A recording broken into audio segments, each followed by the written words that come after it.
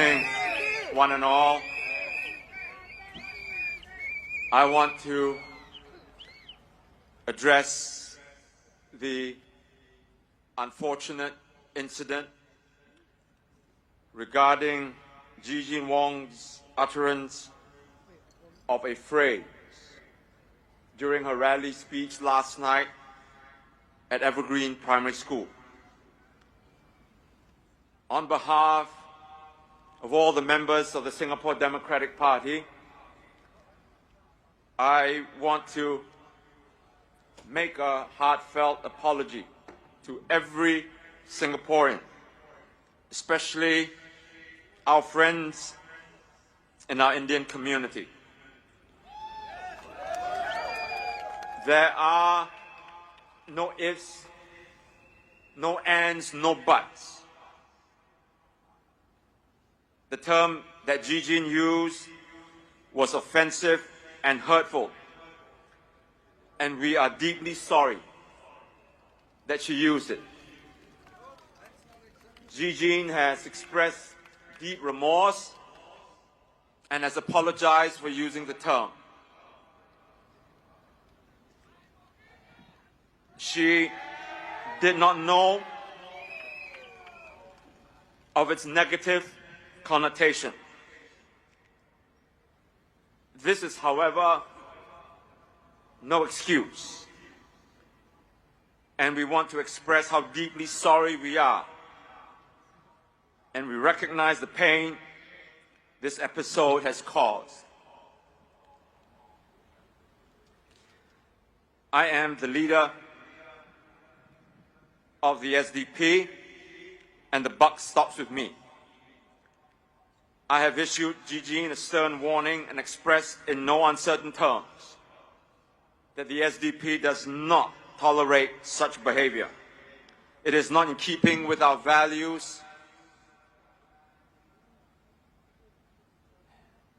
and she has assured me that such an incident will never happen again, and that she will do her utmost to uphold the SDP's values in all that she says and does.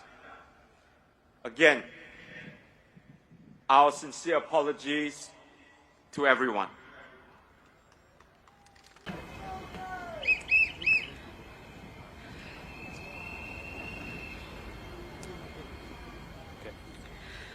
Good evening, everyone. The past day have brought about a difficult and necessary learning experience for me. At the rally last night, I used a term which was very offensive to my fellow candidate, Arifin, and the Indian community at large. This part of my speech was not originally vetted the transcript. Although I honestly was not aware of the term and the derogatories, this does not change the fact that using it was extremely disrespectful and harmful.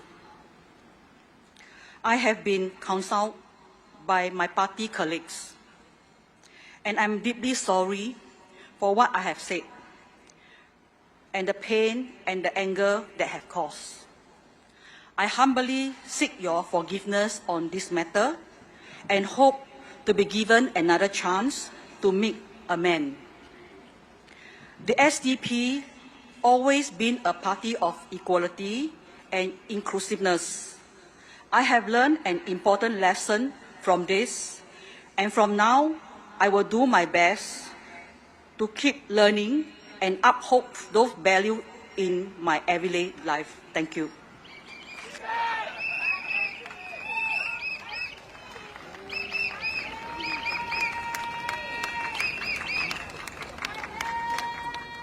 My fellow Singaporeans, I would like to take a moment to address what happened last night.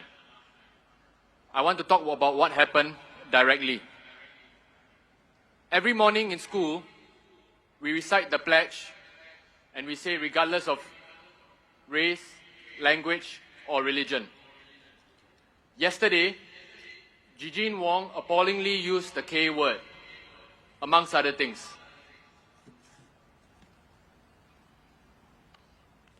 Many, including my own mum, have messaged me.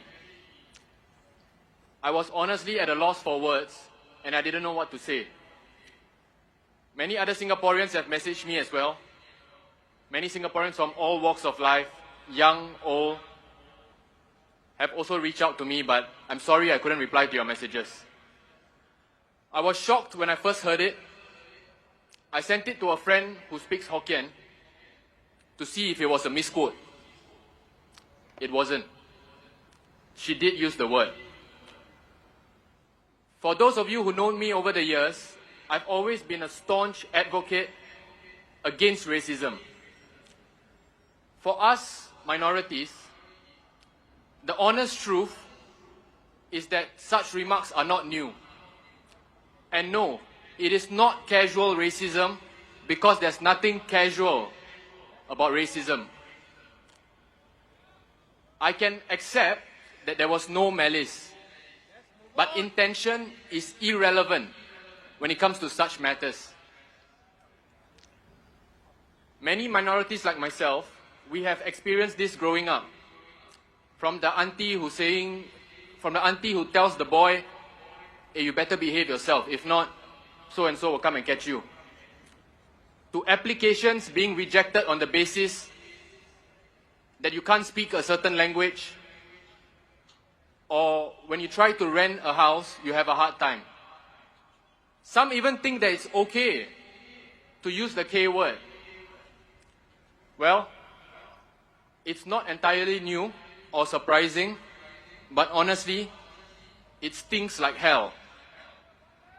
Especially from someone close to you. Let's move on! Let's move on! What happened yesterday has no place in Singapore, Shut up! let alone a rally stage. Dr. Paul Tambaya, our chairman, Dr. Chee Soon Juan, our Secretary General, took swift action in reprimanding and disciplining Eugene. She has apologized publicly. She apologized to me in private as well. She took full responsibility. Eugene explained to me that she did not think that the term was derogatory. As soon as she learnt it, she was remorseful. She labored under the impression that it was a neutral term that Hokkien speakers use to refer to Indians. She genuinely did not know. But, as the influencer Miss Devika said, eloquently, this ignorance is a byproduct of privilege. Any one of us with Indian or Malay friends will know, growing up in Singapore, that it's not okay to use the K word. Eugene has taken time to reflect and learn about the roots of the word and why it is wrong. I've always said that we need honest, real conversations. This is one of them. I am not going to justify her behavior or make any excuses for her. I just want to state that there is no room for racism in Singapore, intentional or otherwise. There's no room for racism in the SDP.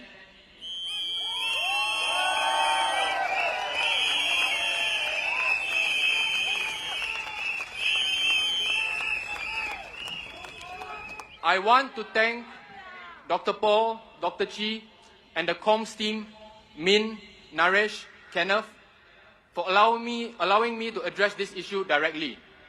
You know, a lot of times when we minorities face racism, we are told to take it easy or laugh it off and shrug it off.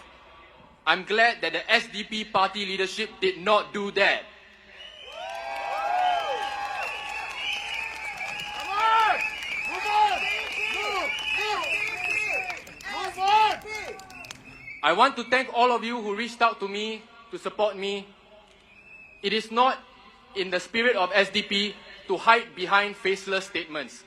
The SDP's policies and histories makes our position on discrimination crystal clear. Like CNA, never show the crowd, only show their face. Never show the crowd. This is not what the SDP stands for.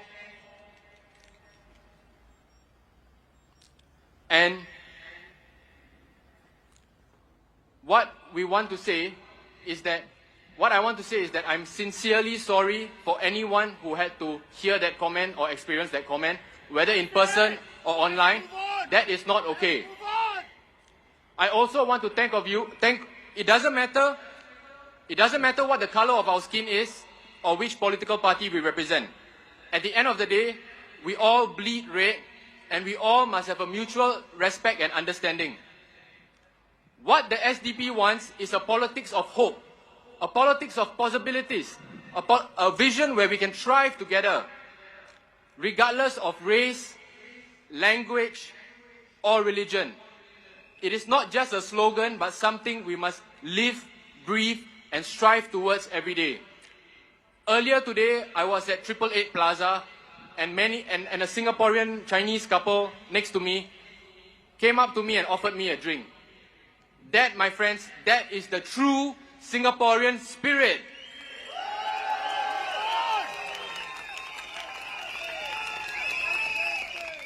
To build a democratic society based on justice and equality. Building takes hard work, but together through difficult conversations, we will come out of this stronger. Thank you.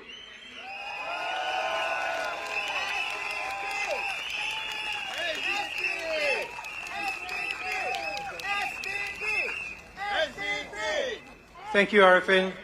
I think he said it very well. The bottom line is, Gigi made a mistake.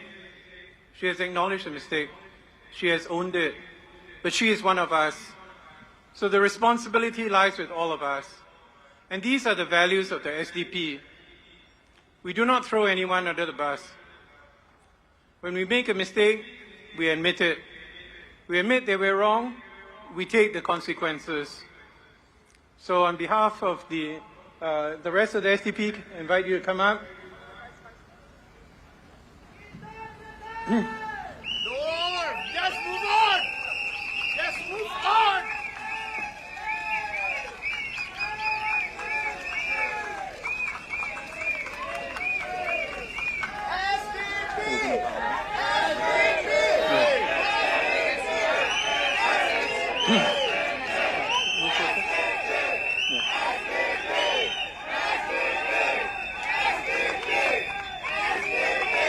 So we'd just like to say, we're sorry.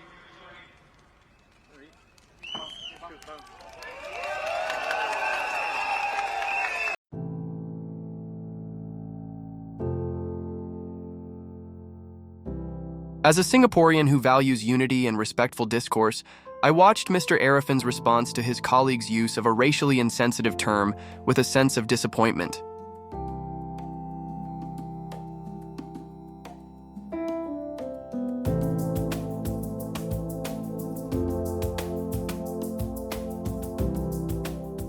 I understand that the comment may not have been intended to offend. However, the term used has a long-standing history of being derogatory towards the said community, and that impact should never be downplayed, even unintentionally.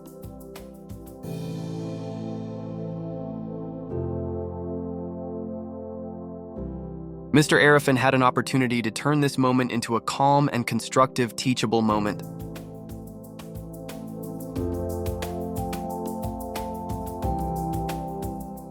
Instead, his response came across as defensive and lacking the empathy and maturity that such a situation called for, especially when the person who made the remark is his senior.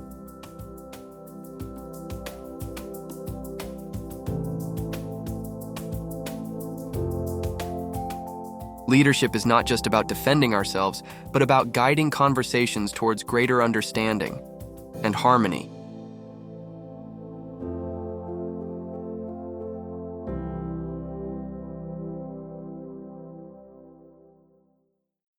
A more thoughtful approach, acknowledging the hurt caused, reaffirming our multiracial values, and choosing grace over resentment, would have set a better example.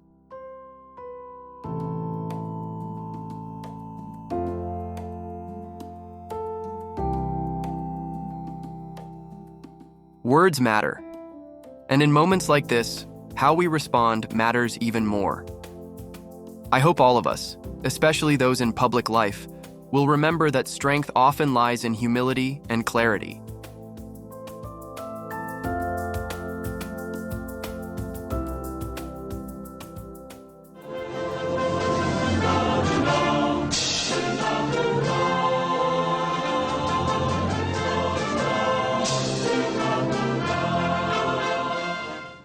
Malay also got 2 days. Everybody got 2 day holiday. Malay got 2 hari raya, Haji hari raya puasa kan.